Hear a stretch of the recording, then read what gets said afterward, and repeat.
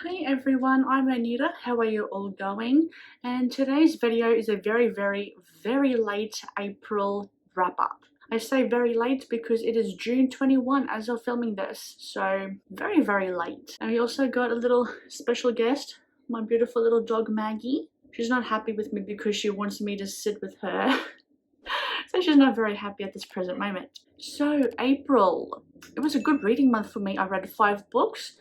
A lot of them were sci-fi. There was a lot of sci-fi this month, with the exception of a poetry collection. It was a reread for me. The first 2 books I read were part of a trilogy. They were like a middle and the continuation for a trilogy.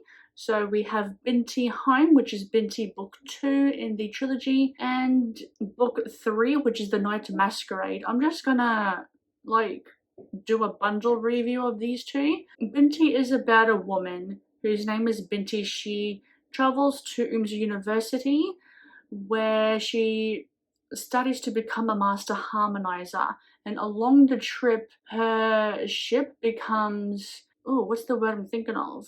Her ship comes under an attack from the Meduse, which is an alien race, and University has wronged the Meduse. They're like this alien kind of race type of thing. I actually quite enjoyed this trilogy. I thought it was quite good. I really liked the sci-fi elements. Book 2 and 3, book 2 especially, focuses more on Binti's home because she travels back home to be with her family. It was really fascinating seeing the traditions of her family, getting to know Binti and her family, to know her dynamics within this family, to know her relationships amongst her family. It was really all very fascinating. We get to see what she does in her day-to-day life before she traveled to University.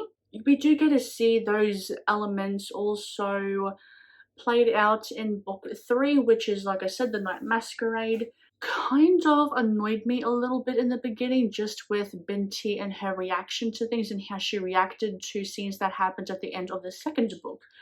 However, I can understand why she behaved the way she did, because she has never left home at all. The only time she's ever left home was when she went to University. So she wouldn't know how, she doesn't have real life experience for her to react to something bad or anything that has happened to her or her family, yada da da. The third one, I think, was a really good conclusion. I guess Binti's life is explained a bit more. Binti knows her place in the world a little bit more, because because these books are so teeny tiny, it's a little difficult to try and talk about it, but there is a kind of, so there's these like tensions between these 2 races. So we get Binti's race, Binti's tribe I should say, and Binti's culture, and also against these other societies, other races, other culture. And that we do get to see that played out a little bit more, because throughout the books, like 1, 2, and 3, it does keep mentioning that there are tensions amongst these 2 races, these 2 tribes, these 2 societies. You know what I'm talking about.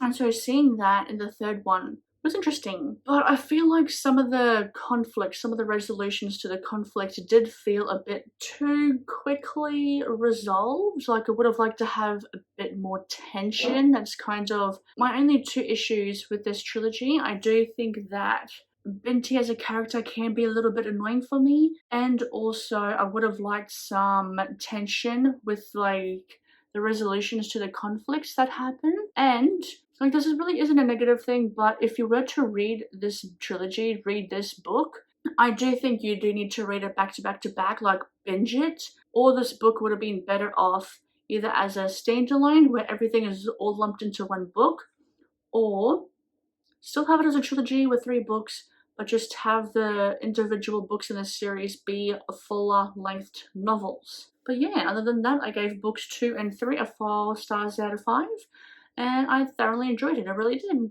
The poetry collection that I reread is Homebody, and this is the special edition. I do have the first edition of it, but this is the special one because it just has extra poems in it. And I love this green color, and it's kind of like textured, it's like fabricy kind of thing. This was my first and only 5-star book for the month of April, and I just loved it even more. After feeling so disconnected and feeling so lost, it's about coming back together. So your brain and your mind, no, sorry, your mind and your body finally coming back together. So it says at the back here, after feeling disconnected for so long, my mind and body are finally coming back together.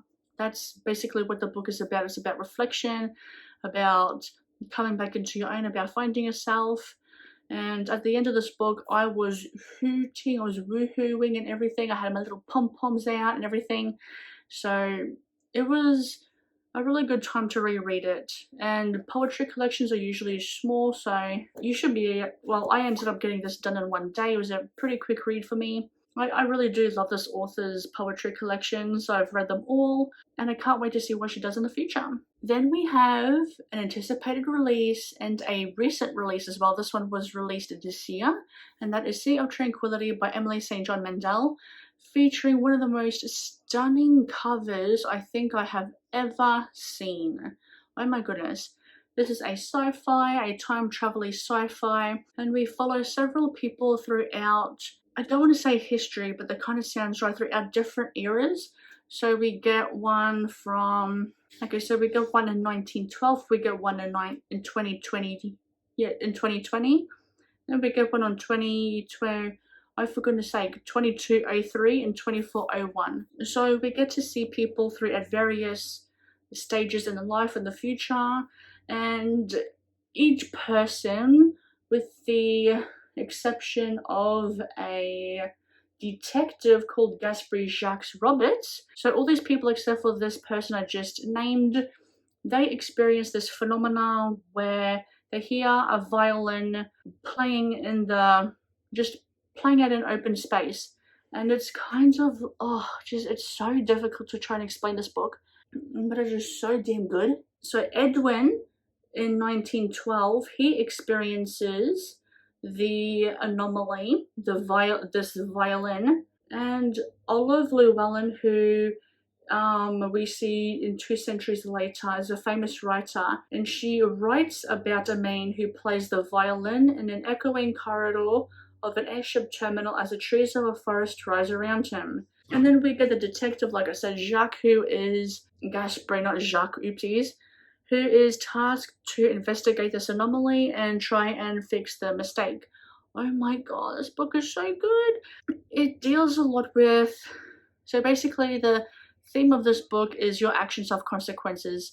I absolutely love how it tied everything in together. And this author's words, each word has meaning, like just flows so beautifully within each other. There is so much detail within a word with this author's writing. There is so much detail with each sentence. Everything is just so damn good. I will give you a little bit of a warning. There is like a kind of talks about the pandemic in this book as well, so just be a little aware of that because we're still living in one. This is probably a new favorite author of mine. I do have her other book, The Glass Hotel, which I do want to read very soon. And like, I love this author's writing so damn much. It's just so amazing. I was a little bit confused in the beginning, but then after, when I had finished the book, it just dawned on me that holy cow, this book is so amazing and so good. And I ended up giving this book a 4 stars out of 5. I think upon reread it'll be a 5-star, but it's a 4-star only because I was a little bit confused in the beginning, and I feel comfortable and happy with giving it a 4 stars. Upon reread, which I will I will reread this book in the future, and I do think that it'll be a 5-star read after I have reread the book.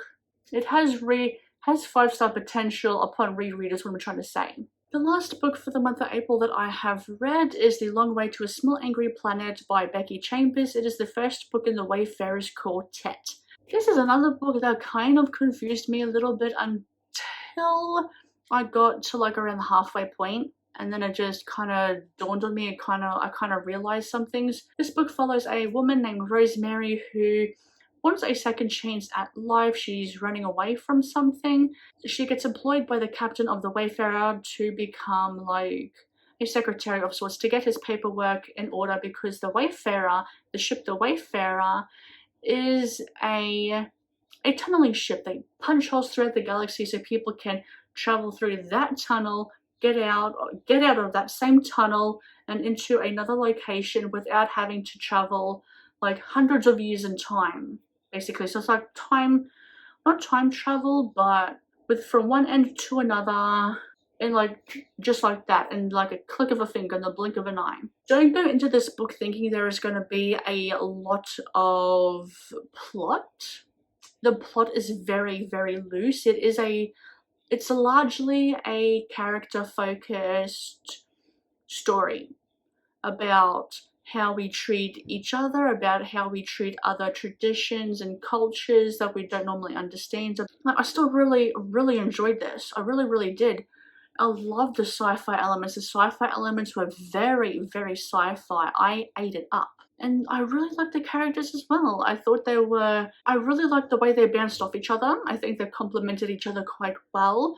I was a little skeptical over how nice they were to each other, because I was like, someone's gonna backstab someone. I can feel it. Someone is gonna get hurt, someone's gonna get backstabbed. It didn't happen, but it just, I'm not used to reading books where everyone is so nice to each other, because I'm usually reading books where, yeah, they're nice to each other, but there's always someone doing the backstabbing. There's always someone you gotta watch out for, you know? And each book in this quartet has it's a standalone.